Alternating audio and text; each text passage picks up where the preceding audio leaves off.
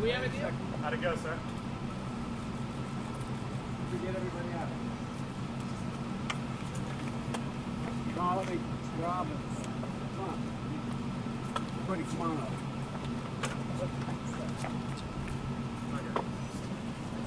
We had a really good meeting. In answer to the direct question, we have a deal. And I think it's really important. We've all agreed that none of us got what we wanted. I clearly didn't get all I wanted. They did more than I think maybe they were trying to get in the first place. This reminds me of the days we used to get an awful lot done up in the United States Congress. We actually worked. We got bipartisan deals. Bipartisan deals need compromise. One of the things that I've made clear, I've signed on, and I'm going to let them give you the detail because you can ask them. I will talk to you all later, next hour or two, whatever. I promise you I'm not going away until they propose, and they've given me their word as well. So where I come from, that's good enough for me. So I'm going to turn it over to the two chairs here, and I'll talk to you all a little bit later. Have you been briefed about the building collapse in Miami? I have. I've spoken with the mayor. I've spoken with the congresswoman, and I'll have more to say about that. Mr. President, what's the plan to pay for this? Are you committed to the two-track system, Mr. President?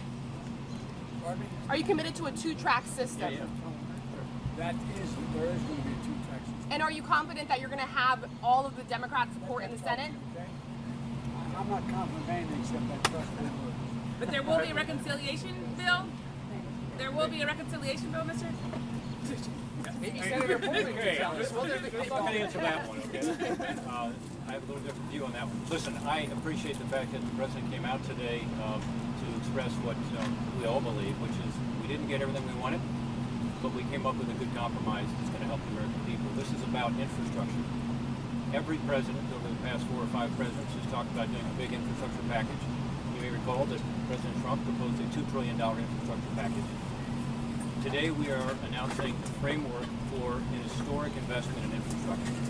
This is roads and bridges, but also lots of other kinds of infrastructure, including broadband, including our water system and our rail system, all of which is good for the economy. This will lead to more efficiency in our economy, higher productivity, more economic growth. This is about the long term. And it's something that traditionally has been very bipartisan.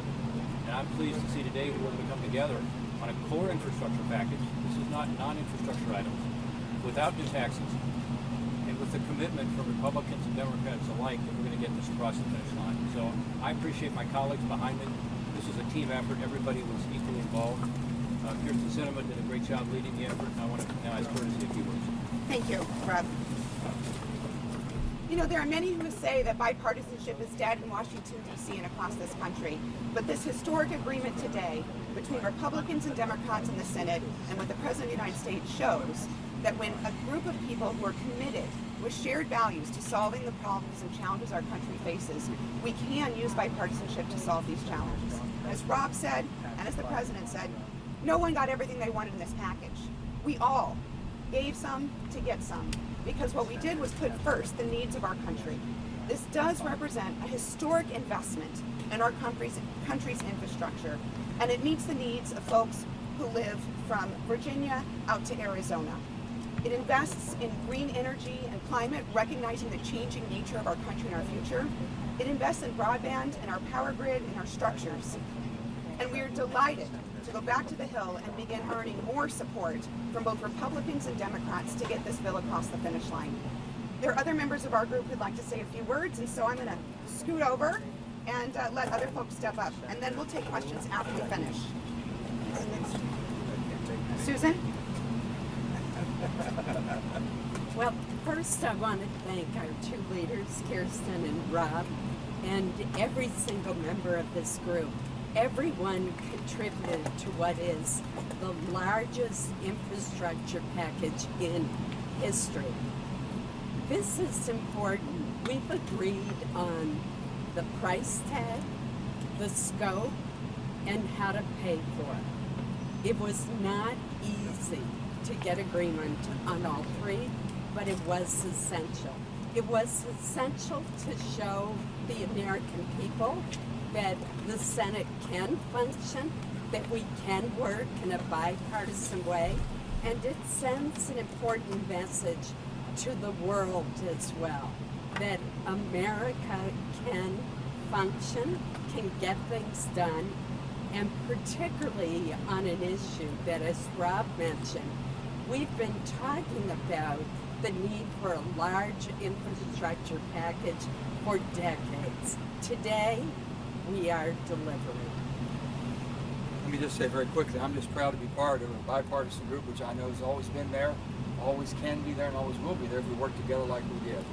We've got an infrastructure package that really meets the needs of this country for the 21st century. And I think it's a tremendous opportunity for us to show the rest of the world that we can still get big things done in a bipartisan way and lead the rest of the world. Can you walk us through the top line of how much I want to comment a little bit further. We've talked about infrastructure, meaning roads and bridges.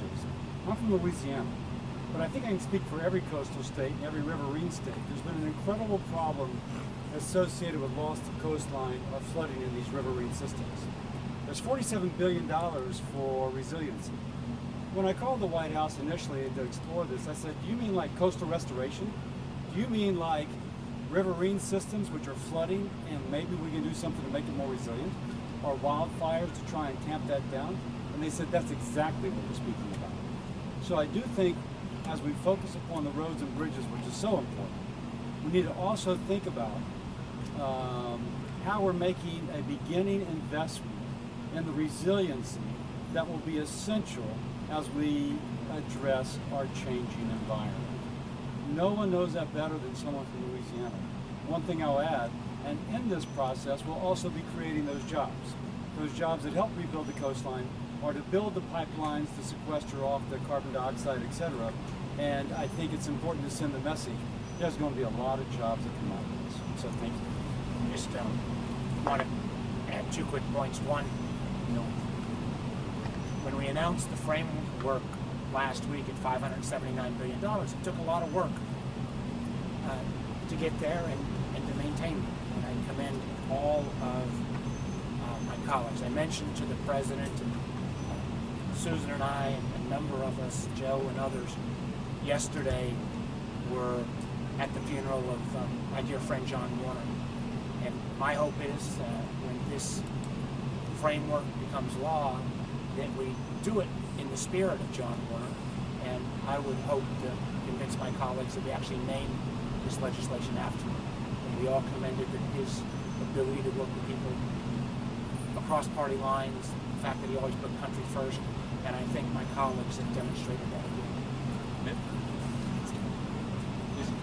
I think it's important to recognize that when we say a bipartisan bill, what that really means, not just to those of us in the Senate, in the Congress working with the White House, but that signal that it sends to the country.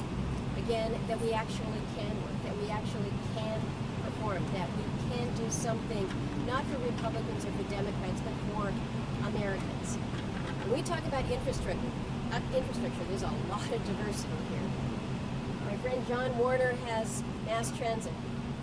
I don't have any roads. I have ferry boats. Is John Warner here? John Warner we put to rest yesterday. The president. It was Mark, not John. That's right. Let's just say Warner has mass transit. But I'm speaking to the diversity of what we know and understand in this country, the diversity of needs, the diversity of interests, and thus why it's so important to come together not only across parties, but really to come together for projects that benefit the entire country. It's a great effort and extraordinary. Well, let me congratulate everybody who's been part of this effort. The challenge now is to make sure that the rest of our caucus on the Democratic side and the Republican caucus know what's in this bill and can join us in supporting it. It is critical that we begin to invest in our infrastructure. We have underinvested for way too long. We spend less now than we did in the 1960s.